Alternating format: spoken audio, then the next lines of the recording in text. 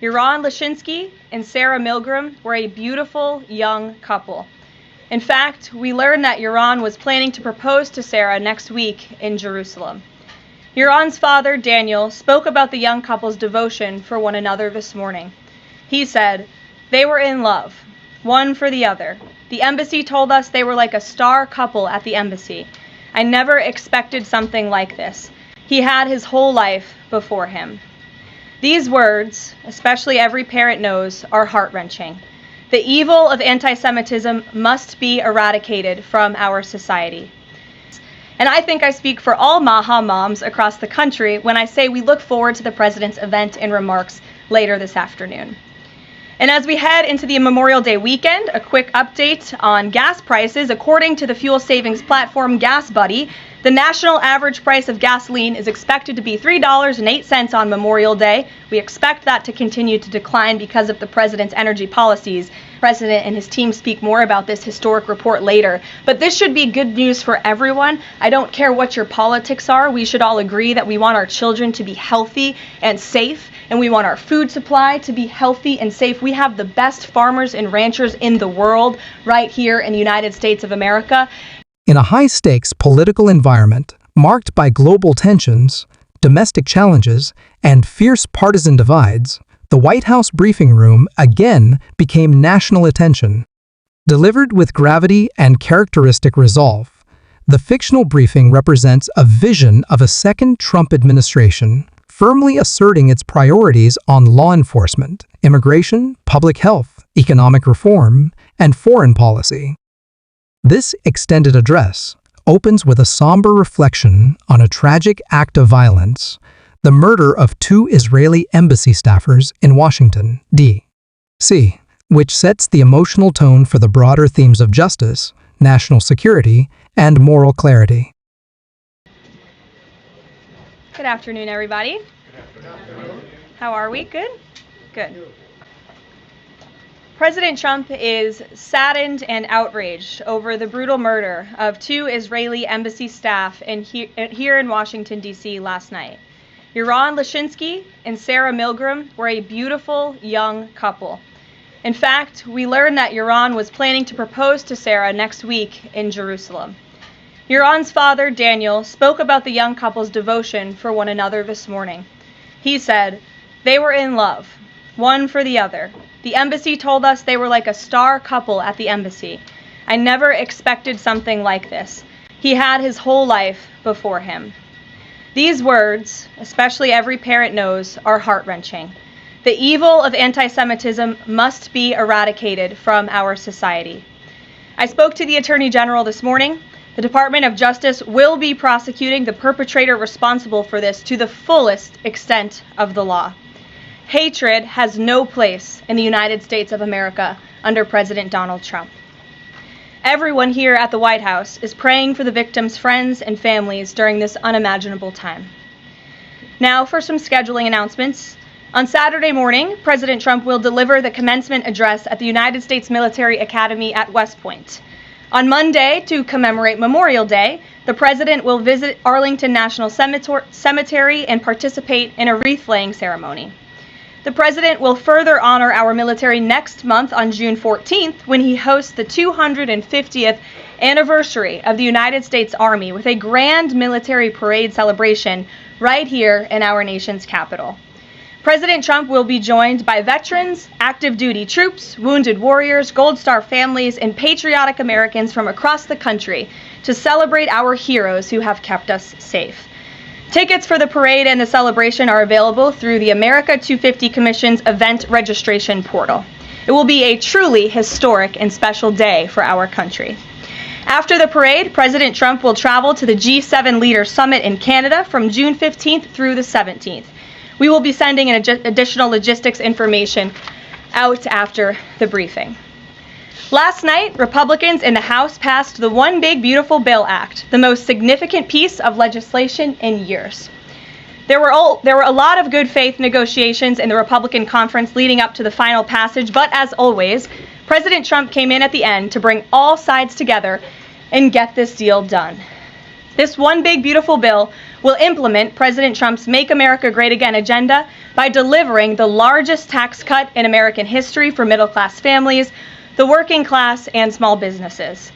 The one big beautiful bill fulfills President Trump's promises of no tax on tips, which was applauded today by the CEO of Uber, no tax on overtime, a Made in America auto tax break, Trump savings accounts for newborn babies, and substantial tax cuts for our amazing seniors' Social Security benefits. The one big beautiful bill will permanently secure the border by delivering the largest border security investment in history, funding at least 1 million annual removals of illegal aliens to carry out the largest deportation campaign ever, finishing the Trump border wall, and giving pay raises and bonuses for our incredible ICE and Border Patrol agents. The one big beautiful bill protects the Medicaid program and its benefits for the most vulnerable Americans that the program was designed for by kicking off 1.4 million illegal aliens from receiving benefits and implementing common sense work requirements for able-bodied Americans. The one big beautiful bill also helps get our fiscal house in order by carrying out the largest deficit reduction in nearly 30 years with $1.6 trillion in mandatory savings. Every single Democrat in the House of Representatives who voted against all of these common sense and massively popular policies. The Democrat Party has never been more radical and out of touch with the needs of the American people. The one big beautiful bill is the final missing piece toward ushering the golden age of America. The Senate should pass this as quickly as possible and send it to President Trump's desk for a final signature. After today's briefing, President Trump will hold a Make America Healthy Again event alongside Secretary Kennedy and several other cabinet secretaries to unveil the MAHA Commission report. President Trump wants every child in America to grow up and to live a long and healthy life. That's why he's working alongside Secretary Kennedy to end the chronic disease epidemic to keep our children healthy, safe, and disease-free. The MAHA Commission report is a historic assessment, the first of its kind by any presidential administration, of current evidence and research about the health crisis affecting America's children.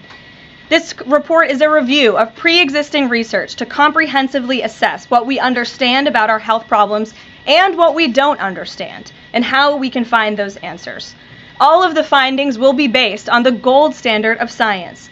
And I think I speak for all MAHA moms across the country when I say we look forward to the president's event and remarks later this afternoon. And as we head into the Memorial Day weekend, a quick update on gas prices. According to the fuel savings platform Gas Buddy, the national average price of gasoline is expected to be $3.08 on Memorial Day. We expect that to continue to decline because of the president's energy policies.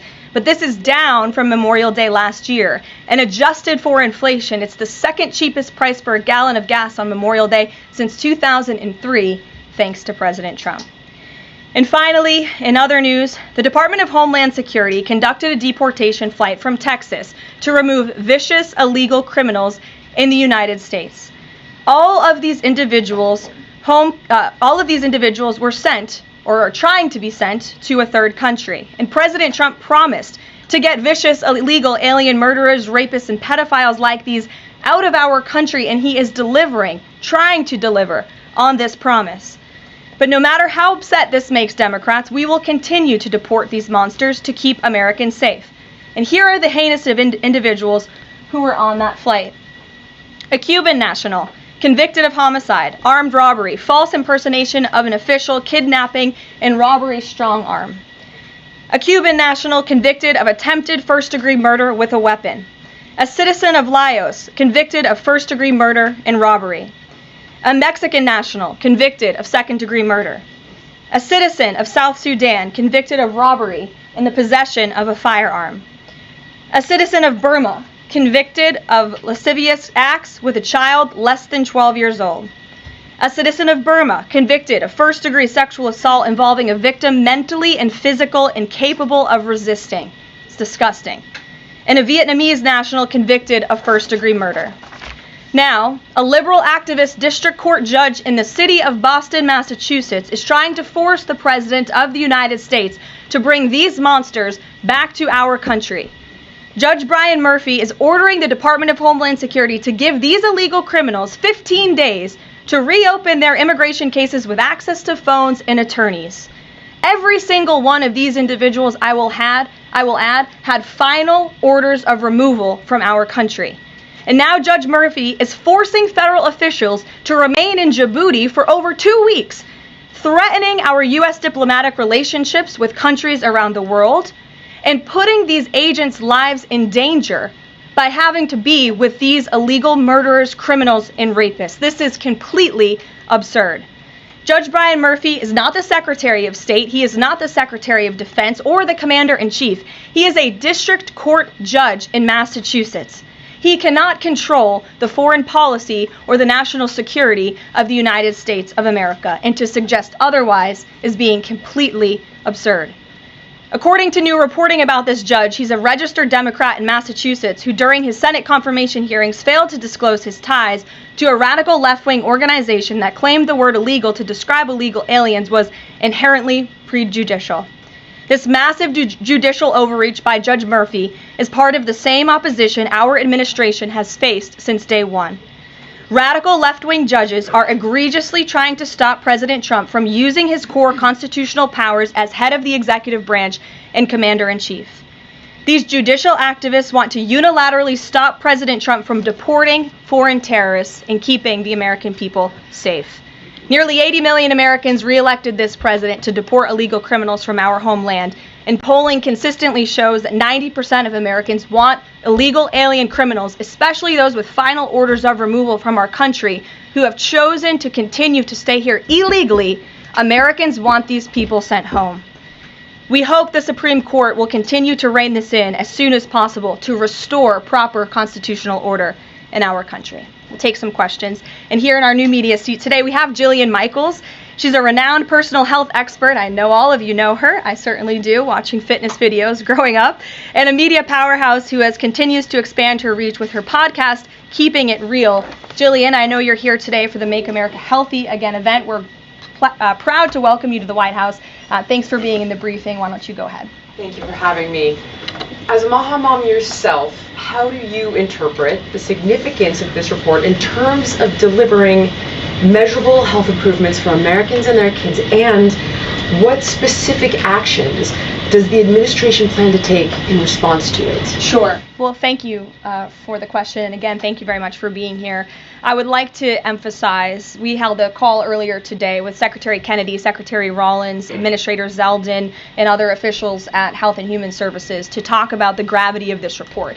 When the president took office, he promised to make this country healthy again. And the president signed an executive order directing this commission. And now, less than 100 days later, the commission is delivering this report. It's another promise made and another promise kept.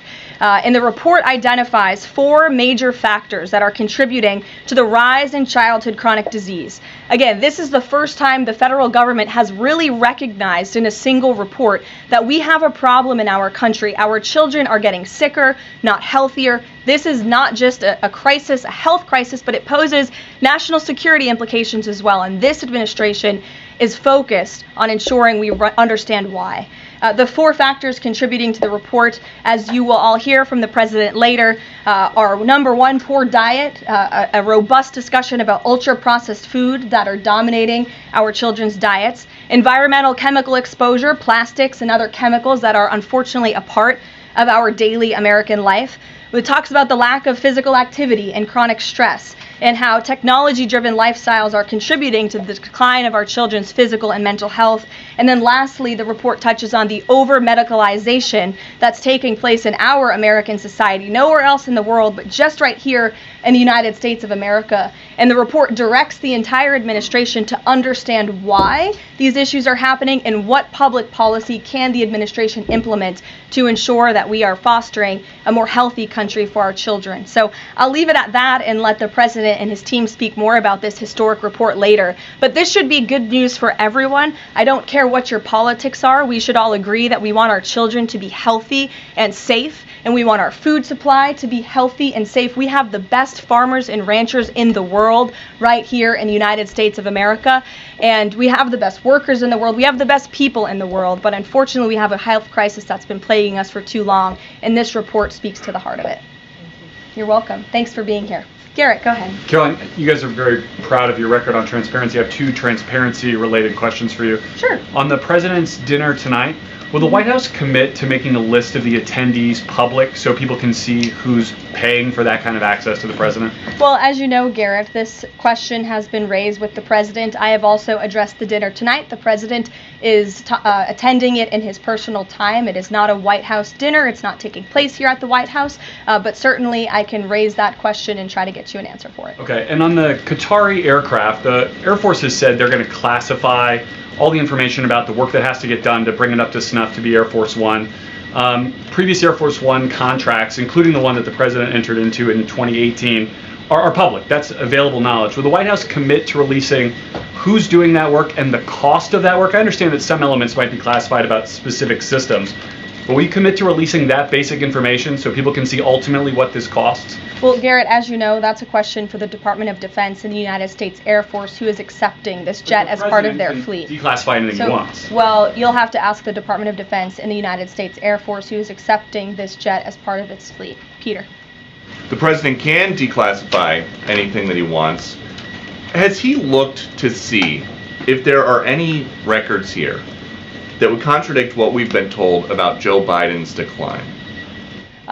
He has not directed anyone, to my knowledge, to look into that, but surely I can ask him if he intends to. I think the president has spoken on this pretty extensively, and I have spoken about it extensively from this podium as well, how it was truly one of the worst political scandals this country has ever seen, that the previous administration covered up the decline in the former president's mental and physical ability. And it's now all coming out, but the American people knew the truth, and that's one of the many reasons why President Trump won the election on November 5th. And President Trump says that he basically thinks unelected Biden staffers concealed his decline so that they could use the levers of power for their own personal gain. Well, look, that's not just the president thinking that, Peter. There's a new book out. I don't know if any of you have heard about it. Again, a little bit too late, because the American people knew the truth on this from the very beginning. And there were reporters in this room, including some from your network, Peter, I'll give you a little bit of credit here,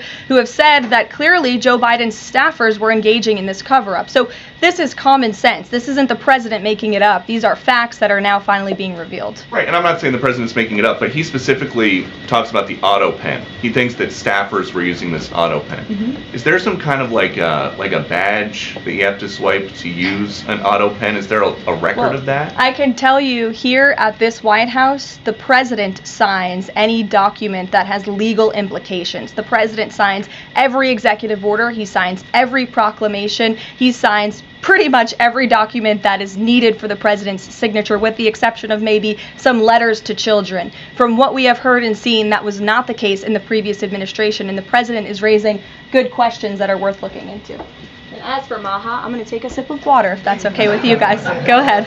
Thanks, Karoline. Back to the presidential gala tonight. Did anyone in the White House or in the White House counsel's office advise the president against holding this sweepstakes, whereby people who spent the most money on his Trump coin would then have access to the president at this dinner? Again, the president has been asked about this. He has addressed this. I have also stated previously from this podium that the president is abiding by all conflict of interest laws that are applicable to the president. And I think everybody, the American public, believe it's absurd for anyone to insinuate that this president is profiting off of the presidency. This president was incredibly successful before giving it all up to serve our country publicly. And not only has he lost wealth, but he also almost lost his life. He has sacrificed a lot to be here, and to suggest otherwise is frankly completely absurd. Does the White House have any concerns? round of nuclear talks between Iran and the U.S. is going to take place on Friday in Rome. What is the president anticipating ahead of that? And if a deal doesn't come from that meeting, is he going to walk away? Well, I'm glad you brought up Iran because I do have an update. The president spoke to Prime Minister Benjamin Netanyahu today. They had a productive discussion. They discussed many things, including, of course, the tragic shooting that took place here in Washington, D.C. last night. But they also did talk about a potential deal with Iran, which the president believes is moving along in the right direction. And as the president told me, and he's told all of you, this deal with Iran could end in two ways. It could end in a very positive diplomatic solution, or it could end in a very negative situation for Iran. So that's why these talks are taking place later this week. Yamish, good to see you. Hi, good. Thanks for taking the question. Sure. The president showed a video that he said showed more than 1,000 burial sites of white South Africans that he said were murdered. We know that that was not true and that the video wasn't showing that. So I wonder, why did the president choose to show that? What's not true, Yamish? It's not true that the video was showing a burial site. It is unsubstantiated that that's the case. No, it is true that that video showed the crosses that represent. Which is what the president claimed. The video showed images of crosses in South Africa about white farmers who have been killed and politically persecuted because of the color of their skin. And those crosses are representing their lives. Those crosses are representing their lives in the fact that they are now dead and their government did nothing about it. Are you disputing that there's no... I'm disputing the fact that the video showed what the president claimed it showed, because it did not show that. But even more, what I'm asking you is who at the White House... No, it did show that. It showed white crosses representing people who have perished because of racial persecution. Verifies the videos that the president shows, and what protocols are in place when there's unsubstantiated information being put out for the world and world leaders to show? Yamish, what's unsubstantiated about the video? The video shows crosses that represent the dead bodies of people who were racially persecuted by their government. In fact, the Associated Press, of all places, has a picture of that very monument, and the caption from the Associated Press is, "Each cross marks a white farmer who has been killed in a farm murder."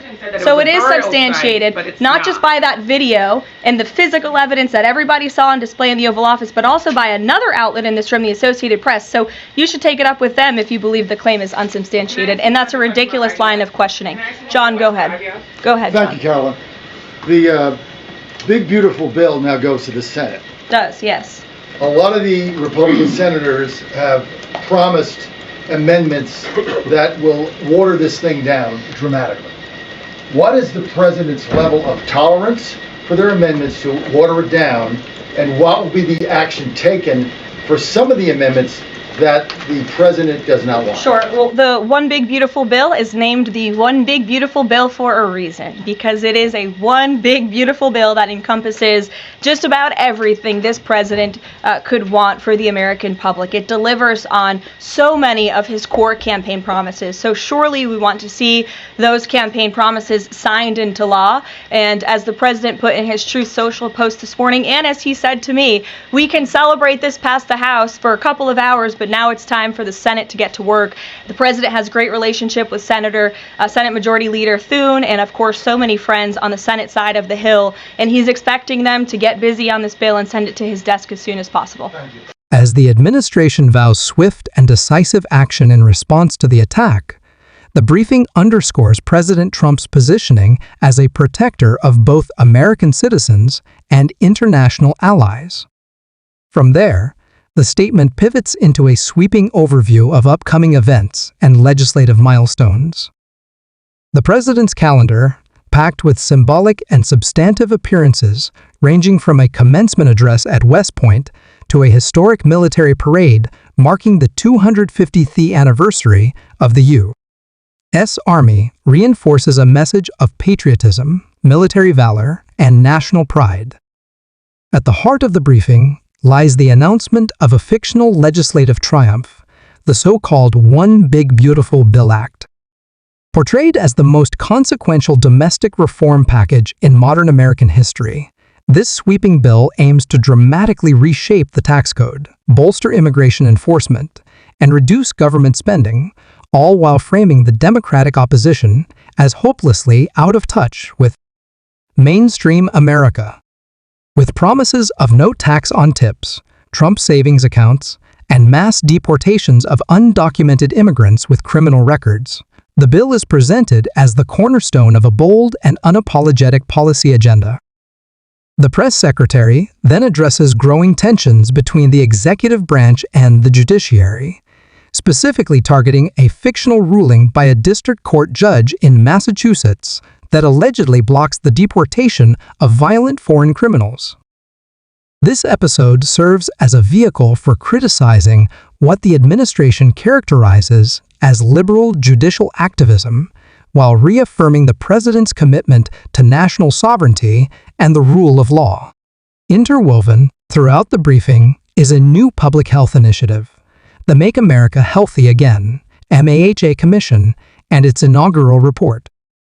With support from figures like fitness personality Jillian Michaels, the administration outlines a multifaceted health crisis affecting American children, highlighting poor diets, environmental toxins, sedentary lifestyles, and the overuse of pharmaceuticals. The report, touted as a groundbreaking federal acknowledgement of these challenges, positions childhood health not only as a humanitarian concern, but as a national security imperative. Capping off the address are updates on energy prices and deportation efforts, both portrayed as evidence of the administration's efficiency and success. Gas prices are described as historically low, and the removal of foreign nationals convicted of serious crimes is cited as proof of the administration's uncompromising stance on public safety. This fictional briefing captures the tone, priorities, and rhetorical style characteristic of the Trump era, blending policy advocacy with cultural messaging and portraying a government in relentless pursuit of its promises. Whether interpreted as satire, political commentary, or speculative fiction, the content raises provocative questions about the intersection of power, populism, and the enduring struggle over the soul of American democracy. Phil. Thank you. Given that the president said the other day the SALT cap, we don't want to benefit Democratic governors, if the Senate was to reduce that SALT cap or make any type of changes, would he support that, or is this a situation where done is beautiful and he just wants to pass it? Well, look, it's a hypothetical question, obviously. Negotiations. What the president said. Well, correct, and the bill passed, didn't it? So now it's off to the Senate where additional negotiations will take place, and we'll see how it goes. Michael. Thank you, Karoline. Two questions on the beautiful bill. One of the campaign promises from President Trump was no tax on Social Security. Now, due to congressional rules, that wasn't able to be included in this bill. How does the president plan to follow through on that campaign promise? Well, this bill did address taxes for our seniors. It actually allows them to take off significant money from their Social Security payments, get more money back, I should say, put more money in their pockets for various reasons. So this bill delivers on that promise. That's the view of the White House. Secondly, you had two Republicans last night that voted against this bill, Congressman Massey and Davidson. Does the president think that they should be primaried? I believe he does, and I don't think he likes to see grandstanders in Congress. What's the alternative? I would ask those members of Congress. Did they want to see a tax hike?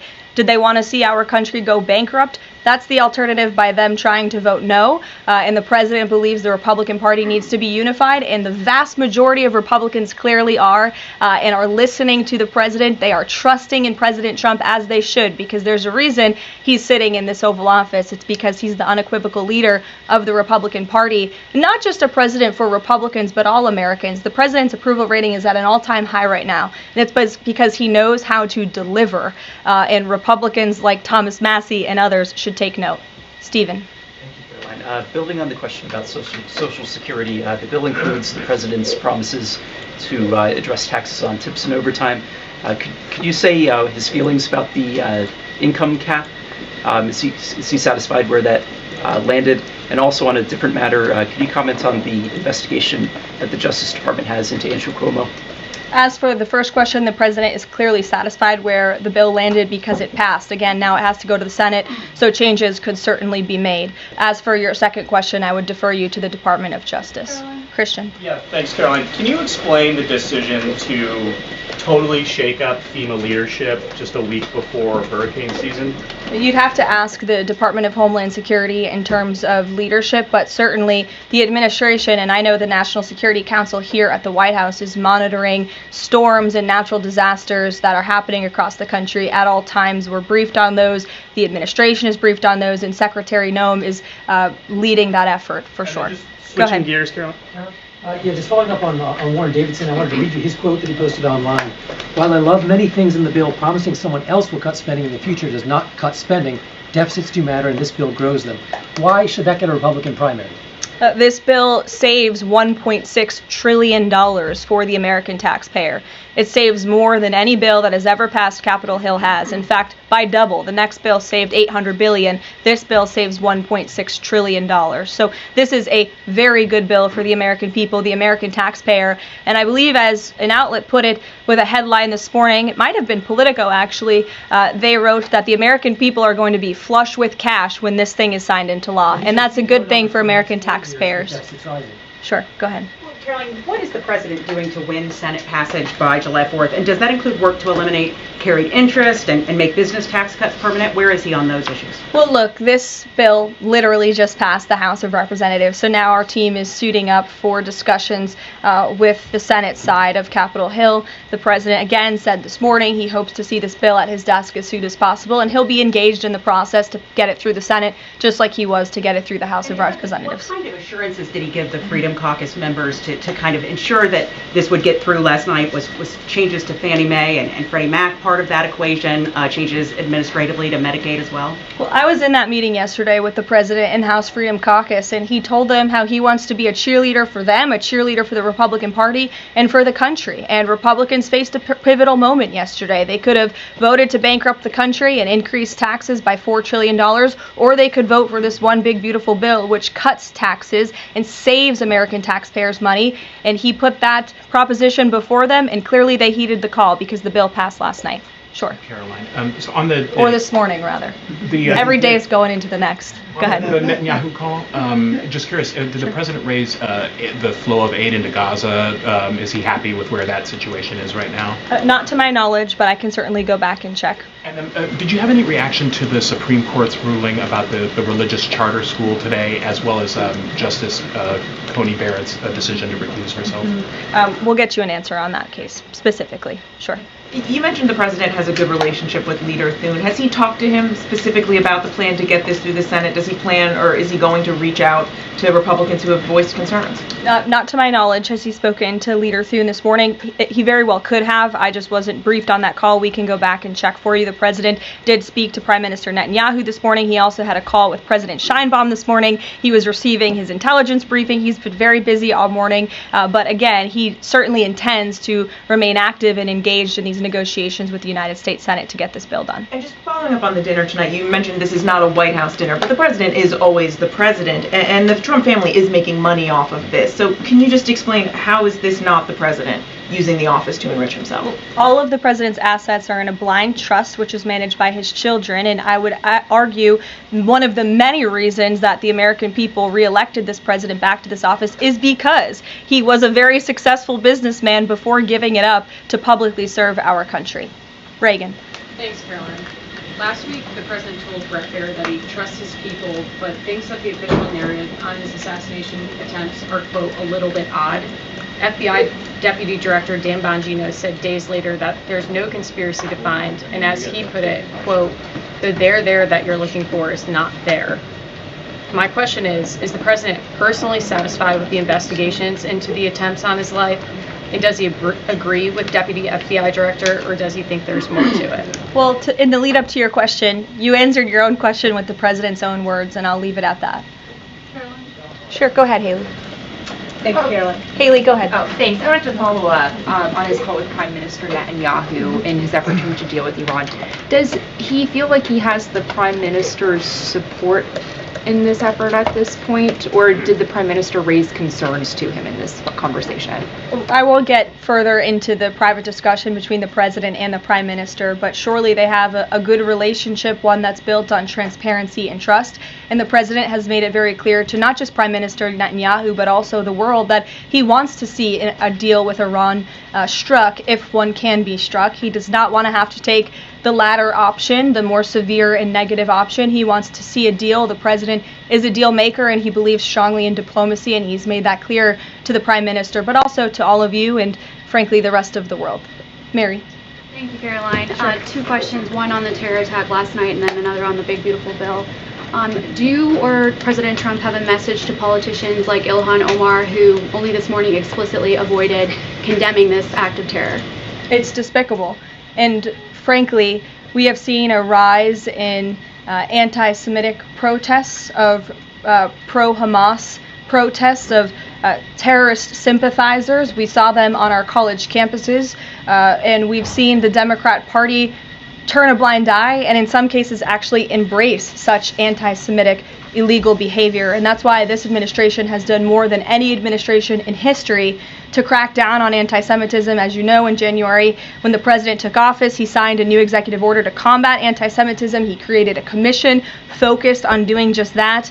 The Justice Department announced their task force as well. The Secretary of State, Marco Rubio, has revoked thousands of student visas from campuses where these pro-Hamas terrorist campus agitators and violent protests took place. And we've also withheld funding from those very campuses as well in an effort to combat anti-Semitism. So the president's made it very clear that such hatred will have no place in our country. Thank you. And then on the big, beautiful bill, I know there's a provision that the House included that defunds Planned Parenthood, not only because of the fact that it's the nation's largest abortion provider, but also because it's, I think, the biggest distributor of transgender hormones right now, even to minors, according to Live Action. So is the president committed to making sure that provision stays in the Senate? The president has maintained a very clear commitment to ensuring that this administration and the American people's tax dollars are not funding any institution. That includes hospital systems that are funding the chemical castration and mutilation of children. We're not going to tolerate taxpayer dollars going to such efforts. Sure.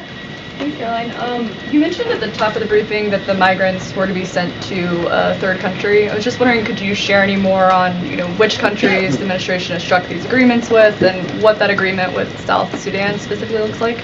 Well, first of all, I won't litigate foreign policy from the podium, but what I will reiterate is the absurdity of this ruling from a district court judge in Boston who is just creating new immigration laws out of thin air. This administration, let me be very clear, because there have been a lot of fake headlines about this deportation flight over the last 2 days. This administration has complied with all court orders.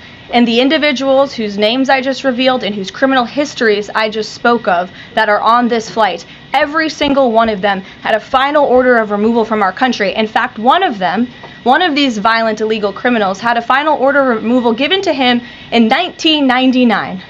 It's 2 years after I was born. This individual, this criminal, has been living in our country for an entire generation. And now we have a district court judge who is trying to tell the president and the Secretary of State and the Secretary of Homeland Security that an illegal criminal murderer who's been hiding in the shadows in our country for nearly 30 years cannot be deported from United States soil. That not only is undermining our entire immigration system, but it is also undermining our diplomatic negotiations with countries around the world. How are countries on this earth supposed to trust the United States government and these good faith diplomatic negotiations when these countries accept these repatriation flights? How are they supposed to trust us if we have radical district court judges who are going to say, no, you can't do that?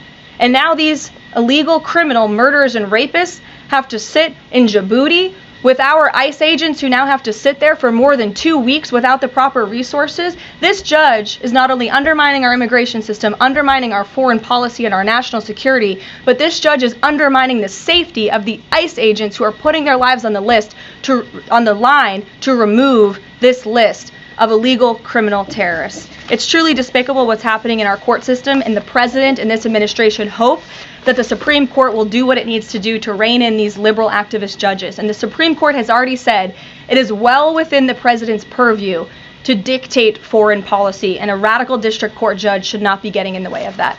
We'll see you all later at the MAHA event. Thank you. Thanks, Karoline.